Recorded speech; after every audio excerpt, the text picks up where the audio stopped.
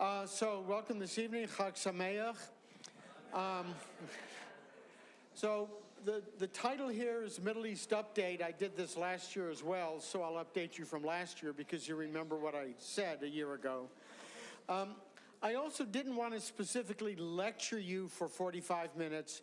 I'll say a few words at the beginning about some of what's going on and the changes and the complexities, but I want to see what your questions are and really what I'd like, a kind of space, let's say a safe space, where we can talk about the Middle East, about Israel, about what's going on in Gaza, just among ourselves, because I think it's very hard to have these dialogues out in the world.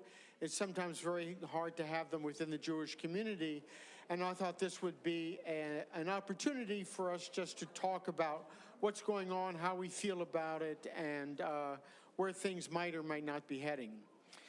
So let me start off. I'm Rabbi Peter Haas. I was the Abba Hillel Silver Professor of Jewish Studies at Case Western Reserve University.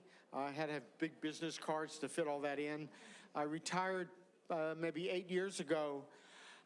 One of the things that I did when I got there, they were teaching Islam as an Eastern religion. And I said, you can't do that. Islam is a Western religion. It's based on Judaism and Christianity.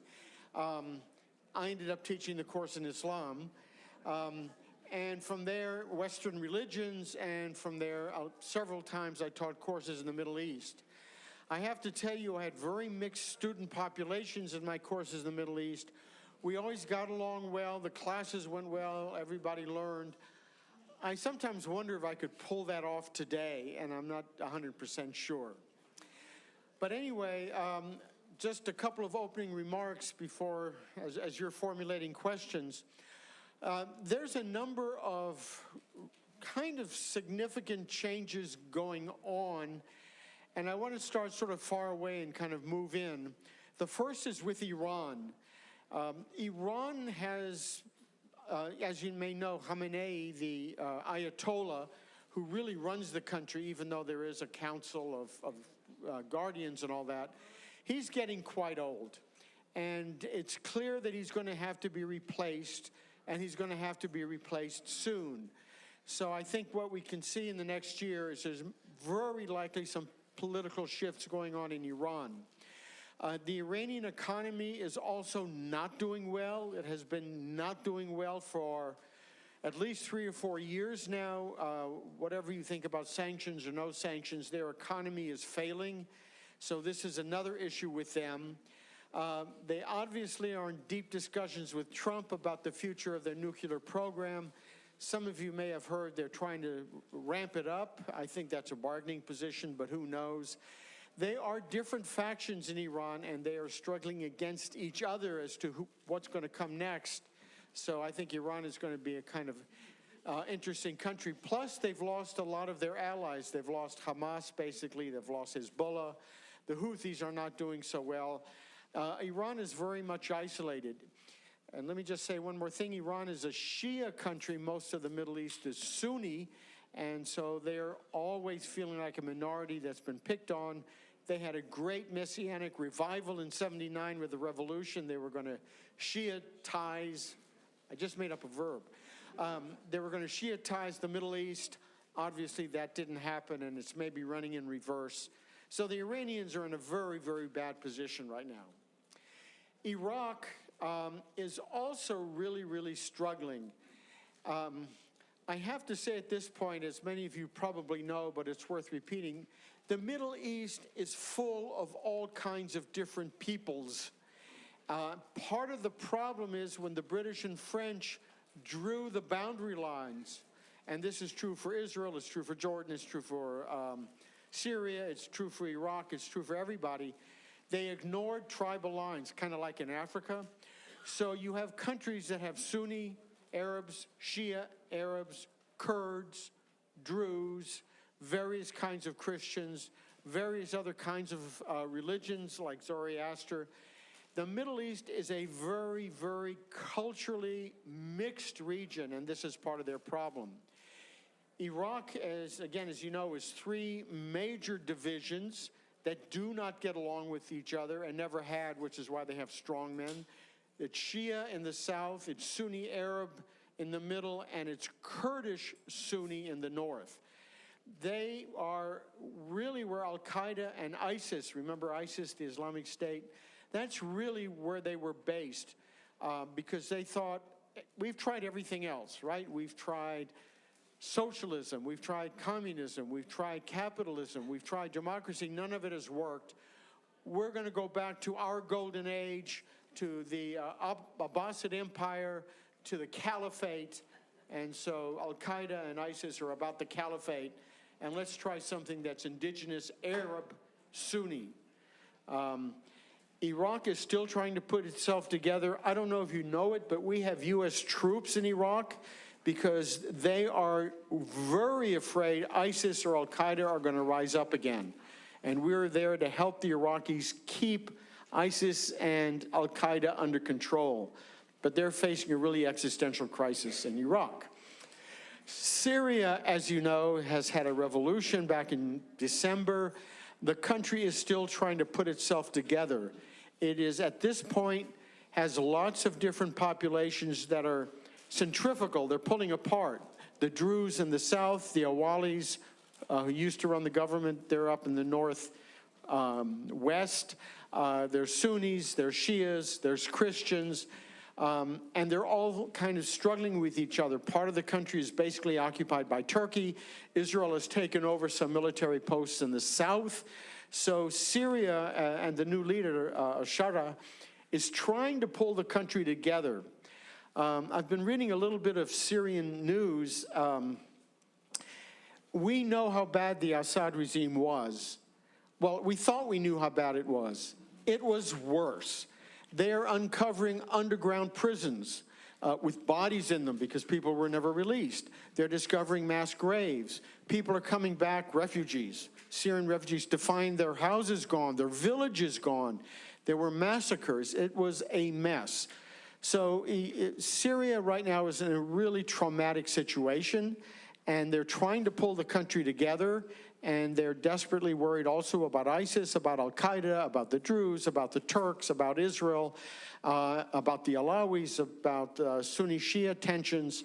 So Syria is kind of a mess as well. Lebanon is maybe the only kind of good story.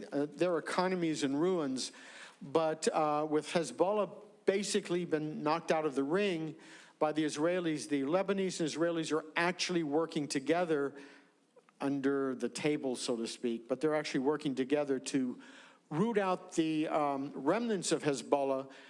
The problem is Hezbollah was a very popular movement in the south and really controlled the south. So getting rid of Hezbollah is a sociological work as well. It's moving forward, but not that well. And then there's the war in Gaza, and I don't think I have to say much about what's going on there and what it means for the Gazans and what it means for the Israelis. I just saw a poll in Israeli news yesterday that if elections were held today on the Chag, I mean, it wouldn't be, but the current coalition would get somewhere between 42 and 46 mandates. In other words, they wouldn't be able to rule. The opposition would have something like 65, again, wave. So there's a lot of discontent there, the hostages and so forth. I guess my bottom line, and then I'll see if there are questions or other issues we should talk about, is that many of the countries in the region are really traumatized for all kinds of reasons, a lot of internal reasons that have been going on since 48, really since the fall of the Ottoman Empire, and to some extent back into the middle of the 19th century, as the Ottoman Empire was dissolving and different groups were trying to find their own homelands. We really see that in Europe, right, with the Croats and the Serbs and the Bosnians and so on and so forth, that are still kind of fighting with each other.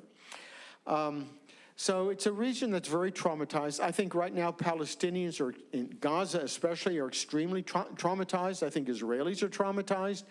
I don't know how you build on that, but I think we've got all kinds of populations that, yeah, are traumatized. So the Middle East is really kind of a mess. You will have noticed that in terms of support of the Palestinians, there's a lot of verbal stuff, but nothing really material. They are really feeling left out, and nobody really cares for them. People make statements, but there's no real help for them either. The Egyptians are being very, very much supportive of Israel, again, under the table, and keeping the Gaza-Egyptian border shut. So that's the situation. I don't know if there's anything you need more detail on or would like to discuss. Yeah. Is Israel doing anything to save the Druze population in Syria that we're not hearing about? That's actually a good question. For those of you who may know, the Druze are kind of their own population, a very close-knit community. They are Druze that are in the northern part of Israel, and their brothers, right, or their relatives on the other side in southern Syria. The Syrians want to integrate the Druze into Syria. The Druze don't want to be integrated. They're Druze. They're not Syrians. They're Druze. Their closest allies are the Israeli Druze. So there has been some Israeli support of Druze in Syria through the Israeli Druze. That's good for the Druze. It's not so good for Syria. Does that answer the question? Well, I saw that there were busloads of Druze clerics that came into the Golan Heights for a big cleric convention. But is there a greater rescue operation going on? There's not a rescue operation. I think there's political support for the defensive support for the Druze in southern Syria, which is a significant population there. Yeah.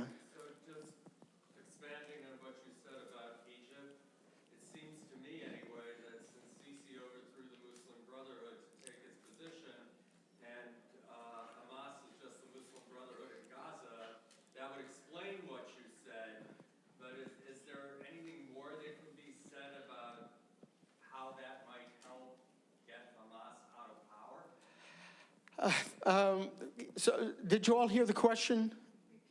All right. So the question was, when Sisi, the current ruler of Egypt, overthrew the previous government, which was a Muslim Brotherhood, basically. So he and the Muslim Brotherhood, I mean, they're political opponents, deep political opponents.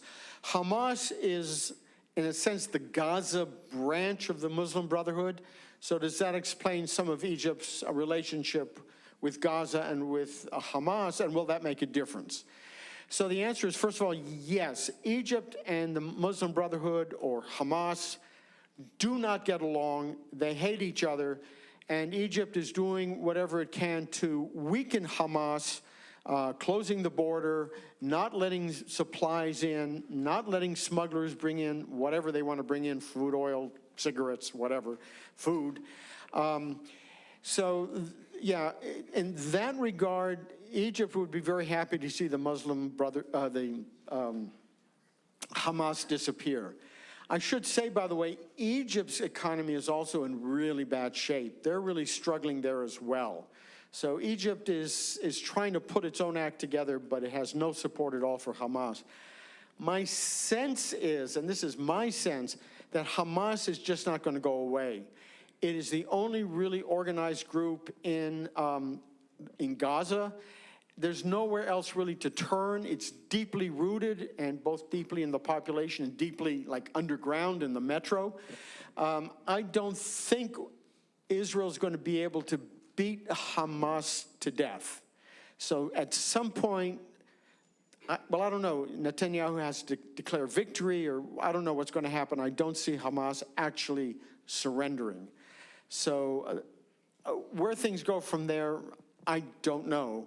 But I don't think Hamas is actually going away. What is happening is where Hamas has lost control is local clans. And we can really talk almost about gangs, or armed gangs are taking over. So in some sense, for the population, unless you belong to one of those clans, it might be better to have Hamas. You know what I'm saying? So it's a mess there right now. Yeah.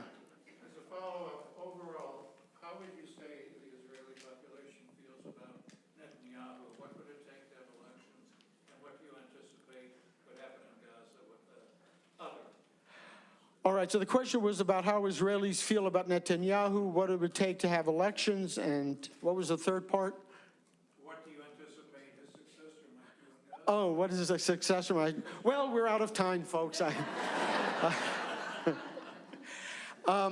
The polls have been consistently I got to load that tape for a second. So the coalition government that Netanyahu is running is built around Likud party. Some of the other more extreme parties, like Smotrich's party, Ben-Gvir's party, the Torah, forget what's the Torah party, United Torah, yeah. They have a very stable constituency. Likud does not, and Likud numbers are dropping. This is why the coalition, if the elections were tomorrow, probably would not have a winning coalition. The other parties will have their 8 or 9 or 10 mandates. Likud is going to drop and drop and drop. To get rid of Netanyahu, one of two things has to happen. New elections, which are scheduled for 2026 anyway, or the government has to vote him, has to dissolve itself. There has to be a vote of no confidence. None of the parties in the coalition want to vote no confidence because then they're out of the government. And they don't want to be out of the government.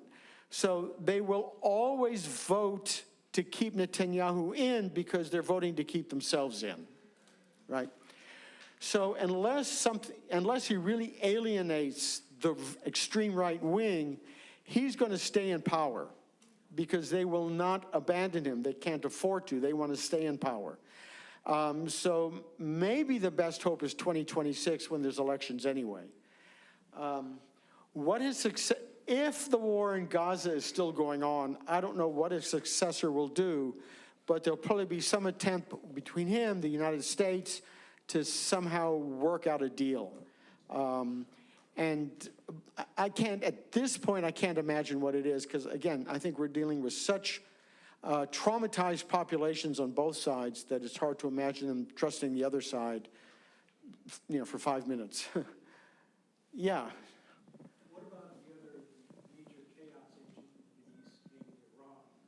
There seems to be good information that they were behind the timing of the October 7th attack, as well as supporting Hezbollah into joining that attack. Where does Iran figure in all this? Because they're not going anywhere either. Right. Yes. So where does Iran fit into all this? And as I said earlier, in 1979, we had the Iranian revolution. This was a very messianic movement on the part of the Shias. The Shias had been sort of a minority and persecuted, and they have, their whole ideology is about how how the Sunnis stole Islam, and we have the true Islam. And when the revolution happened, it was, now finally our day has come. We Shias, and non-Arab Shias, we finally get to bring Islam back to what it should be with the succession of Ali and all that. That's another whole story.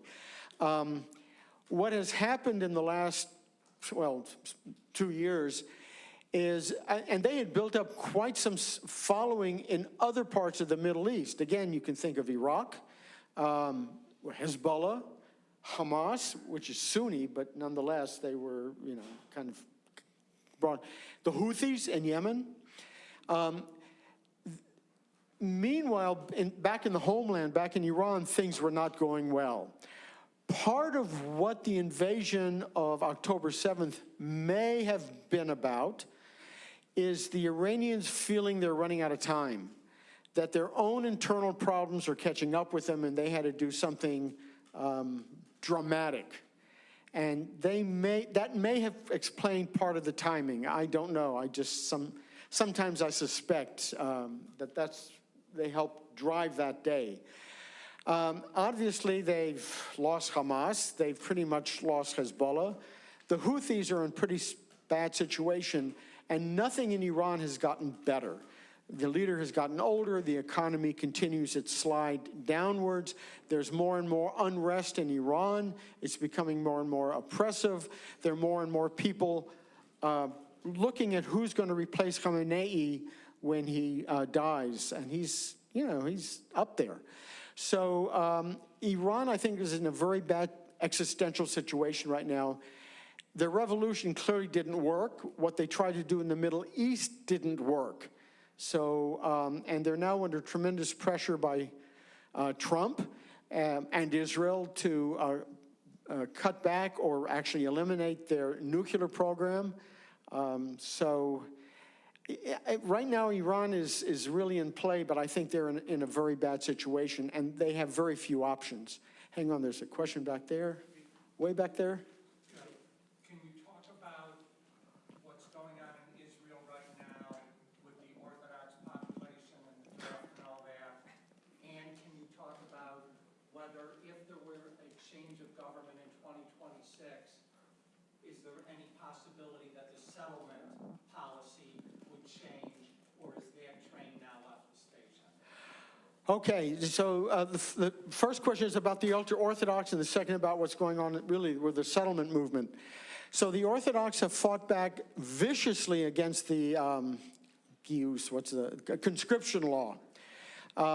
They are ultra-Orthodox that are going into the military. There are units for them, but we're talking about hundreds, not thousands, not tens of thousands. The bulk of the ultra-Orthodox population has vigorously fought against the conscription law. So that's where it is right now. There's some court cases back and forth, and there's some political jockeying, but it's not really going anywhere. As a matter of fact, what's happening, the status quo is, A, if you're ultra-Orthodox, you don't have to go in the army, and B, if you go to yeshiva, we'll give you a subsidy. So then there was an attempt to say, well, one or the other, but that doesn't seem to be going anywhere either. So that's that. What was the other? Settlements. So by the way, there has just been an announcement that they're going to expand settlements, I think 26 of them in the West Bank. There's also a lot of talk about settlements in Gaza. That seems less likely, but they are actively now starting a program of building some 24 more settlements in the West Bank.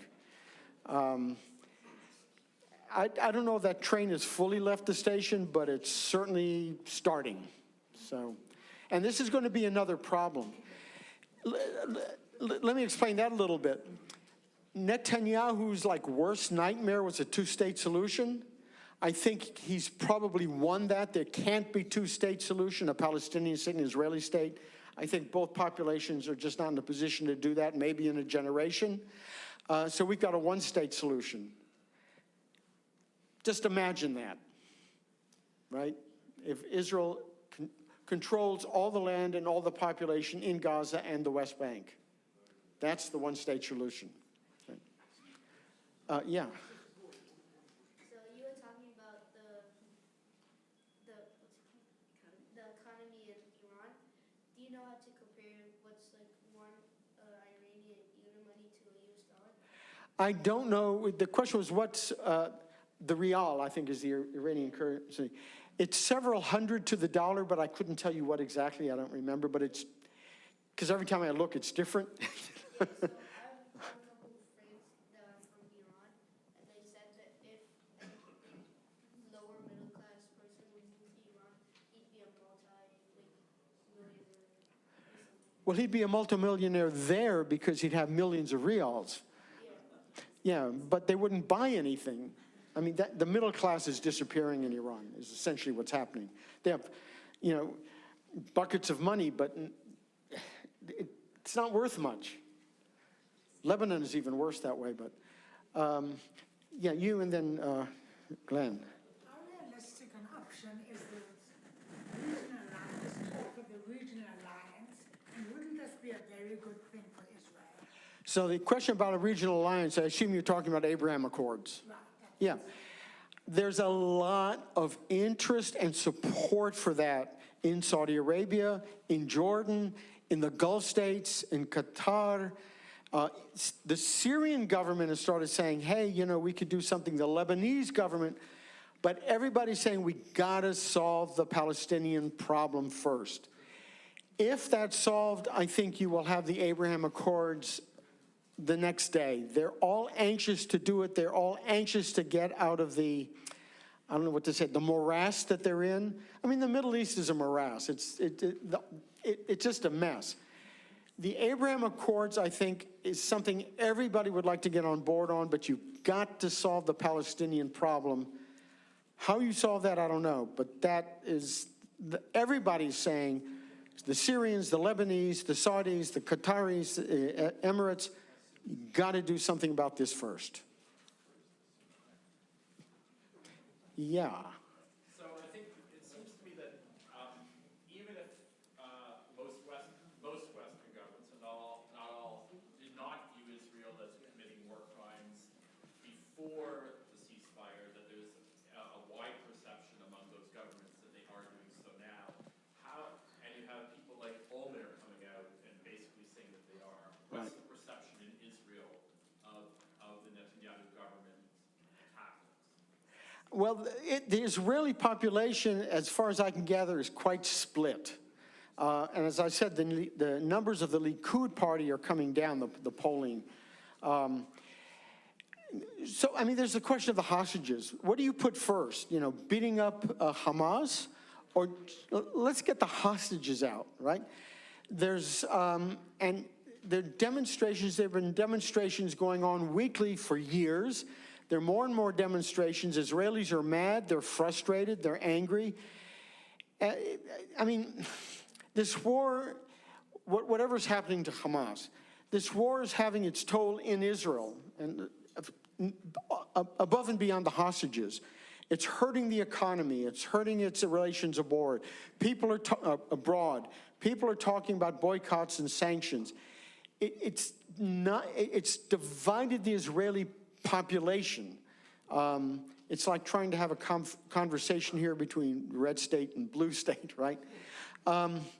So there's a large sense I'm getting from Israeli, commentators, and I'm reading them in Hebrew, that the country itself is not doing well, and this war is extracting a cost economically, socially, politically, and foreign policy that's really bad, which probably explains the drop in Likud numbers.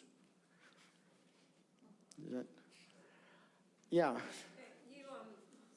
So my original question was, what about Qatar? You just said that Qatar would in a heartbeat join the Abraham Accords, and yet what I've been hearing from multiple sources is that Qatar has been one of the largest funders of the propaganda campaign against Israel in this country, and they've been incredibly successful, and they've been doing it for decades. Right. So number one, what is Qatar doing?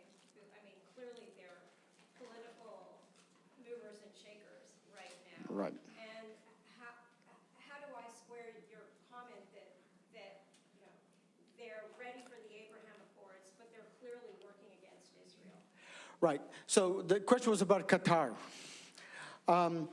So Qatar is like one of the Emirate states, except it's independent. It's, by the way, kind of unpopular even among the other Emirati states. They are trying to become the king of the hill.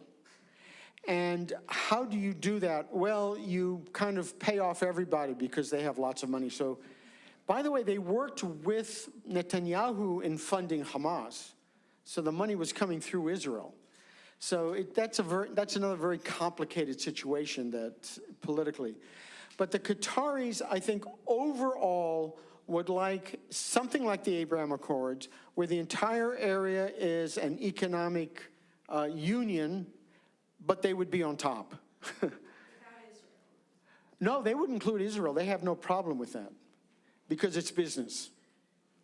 But right now, for them, the problem is Israel because that's what's keeping the Abraham Accords from happening. So let's push Israel down a little bit, finish the war in Gaza, then we can have the Abraham Accords, and then we can be the leaders. I think that's what they're thinking. But they're funding so much. I know. Yes. Yeah, they are. I mean, they're funding a little bit of everything, and I think that just they want their finger in everybody's pie. That's my reading of it. So they're not so much anti-Israel, but if we can do something here, we can do something here, we can do something, we're going to do it. And they've kept relationships with Hamas. So they're trying to play every side against everybody else, I think. I don't know how much I trust them, but that's a different story. Yeah. In the past week, there's been condemnations by the governments, European governments that used to be, hopefully still are, staunch allies of Israel. There was relative silence from Washington when that was going on. Right. The affirmation of our support for Israel. Former Prime Minister Omar came out and said that the current war is a war crime. How do you see Israel preparing its reputation in the world? Yeah, Israel's reputation is really dropping. And the Israelis just are not good at explaining themselves. Hasbara, I don't know what a good English. They're just not good at it, and they never have been, and they aren't now. And the guy who's supposed to be in charge hasn't been appointed yet. The propaganda minister, that sounds wrong, but yeah, huh? The information, okay. The information minister is an empty position. Netanyahu hasn't filled it. There was a really interesting editorial, and this is in the footsteps of Ehud Olmert's statement. There were accusations, so the Israelis are letting food trucks into Gaza, and there was immediately Palestinian health authority, you can, however much you want to believe them, the Israelis opened fire on civilians trying to get food, and 23 people died. The Israelis said that never happened, but it took them almost a day to say that. Now, I don't know what really happened, but part of the problem is that these accusations are coming out of Gaza, and the Israelis are not responding till it's hit all the newspapers. And then by the time the Israelis come out, you know, we've already moved on to the next issue. So, yeah, I'm frustrated by that, but there it is. Yeah. One of the basic tenets of the Iranian Revolution from Khomeini was lying to non-Muslims. Right. Okay. It was considered a virtue rather than a wrong. Why would it still be okay to negotiate with people that are going to continue to lie to us as they have for the last 40 years? Well, this is a problem of Iran, and what he's referring to, the Shia were always felt themselves to be a persecuted minority, and they were always very quiet about it. And if you asked them, they would kind of evade the truth. I actually had that experience here in Cleveland. That was part of an interfaith group, but it was still when I was actively teaching in Case Western Reserve. And this mosque invited it for some holiday or something. So I went. There's a group of us. And I thought it was a little bit weird because it really wasn't a normal Muslim holiday, but okay. And I went into the mosque, and it was in Brecksville, I think. And it somehow didn't feel right to me. I don't know what it was. Somehow I was getting this funny vibe. So finally I asked one of the people, I said, is this a Sunni mosque? He sort of said, well, we're Shia. You know? I mean, they're still very, very touchy about that. That's a Shia tradition that goes way back to, you know, the death of Ali and all of that at the early generations. The Iranian government is a whole different kind of thing. Even though they're all Shia, and Iran, by the way, is not all Shia. It's got a mixed population as well. I mean, how much can you trust them? How much not? I don't know. I think right now they're really hurting. I don't know. And I think if you make a deal with them, you want to also have a, you know, trust but verify, right? 25 years, why would it work today? It might not. I don't know. The only reason it might is that the government is in such precarious situation that it really needs something. You know? Yeah. So if they're really enriching uranium enough to build, the last report was maybe 8 or 9 bombs, which is 8 or 9 bombs too many. Right. And this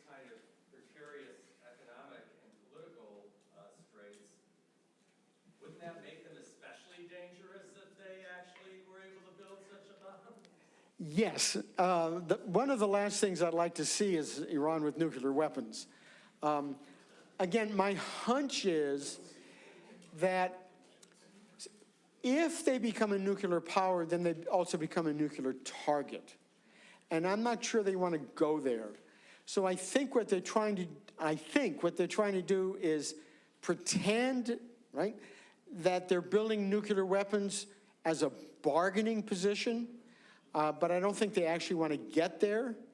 If they get there, then they really become a target for Israel and the United States the next day, and I'm not sure they want to get there. So they're in a, I think they're playing a game here, but, you know, I don't really understand the Iranians that well, so I'm not sure.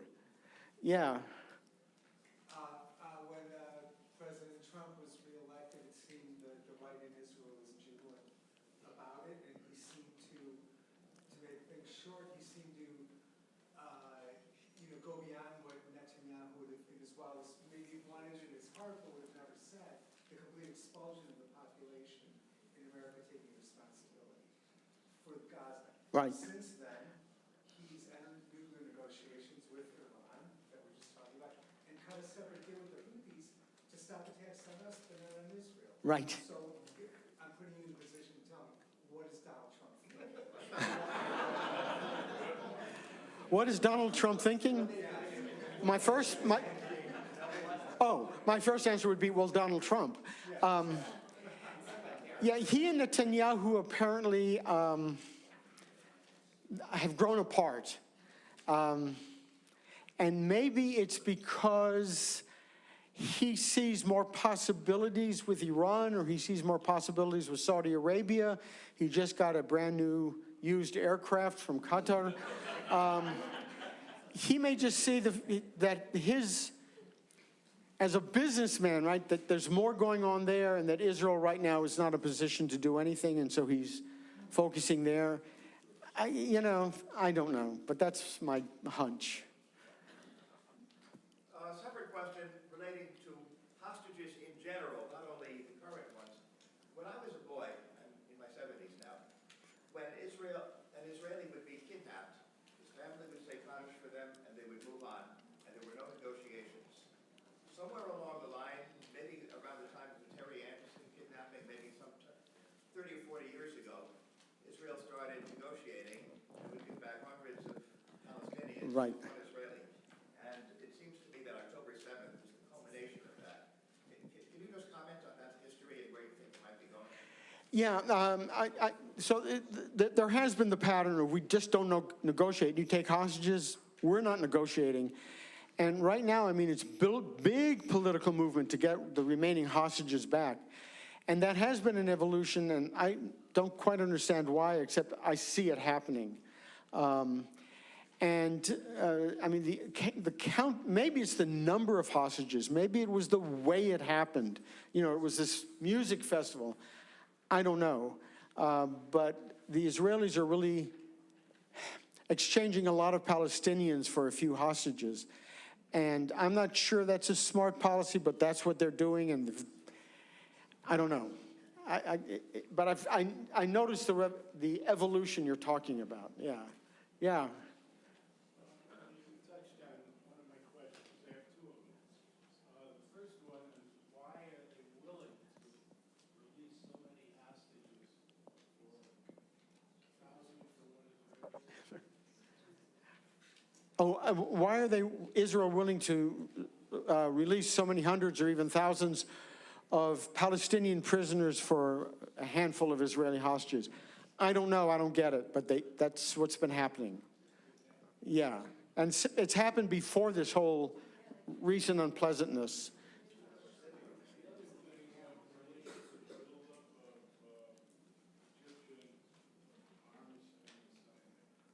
Yeah. So the question is something about Egyptian military buildup in Sinai. Well, they don't want Gazans coming into Egypt, into Sinai, which is controlled by Egypt. So part of it is keeping the Gazans in Gaza. Part of it, as the Egyptian economy is going down, there's more and more restiveness among the Bedouin. So I think that's part of the issue as well. The Egyptians are facing a lot of problems in Sinai. So I think that's part of it.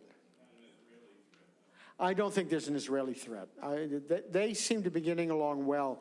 The other side is Israeli tourism into Sinai has dropped, and that's created more economic problems in Sinai, the Bedouin and the resort owners and all that. And the Egyptian government really is even in Egypt proper, is getting very, very nervous. So that's how I'm reading that buildup. Yeah. I just got back from Israel. I felt that there's a sense in Israel that Netanyahu is abandoning the hostages and has been hostile to the hostage families. I've heard it said that both Trump and Biden administrations have been much more helpful and connected. And these protests that are going on every Saturday night with thousands of people showing up, and they're protests on behalf of the hostages and also against Bibi. So there is that sense in Israel and tremendous upheaval in the country and between the religious and the non-religious. Yom Yerushalayim, for example, you would see people, that just happened, you'd see people saying, build a third temple, Kahana was right, all these kinds of things among the religious in Jerusalem, and many people feel that enough is not being done by. Oh yeah, no, there's very broad and deep feelings that the hostages have been abandoned. And there could be all kinds of reasons for that. Netanyahu really wants to get rid of Hamas entirely. He was waiting for them to surrender. He also doesn't want his right-wing government to fall because then he goes to jail. I mean, there are all kinds of things going on.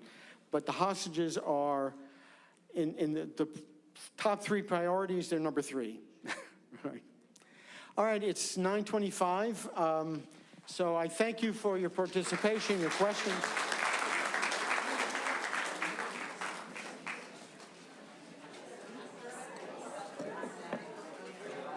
And Chag Sameach.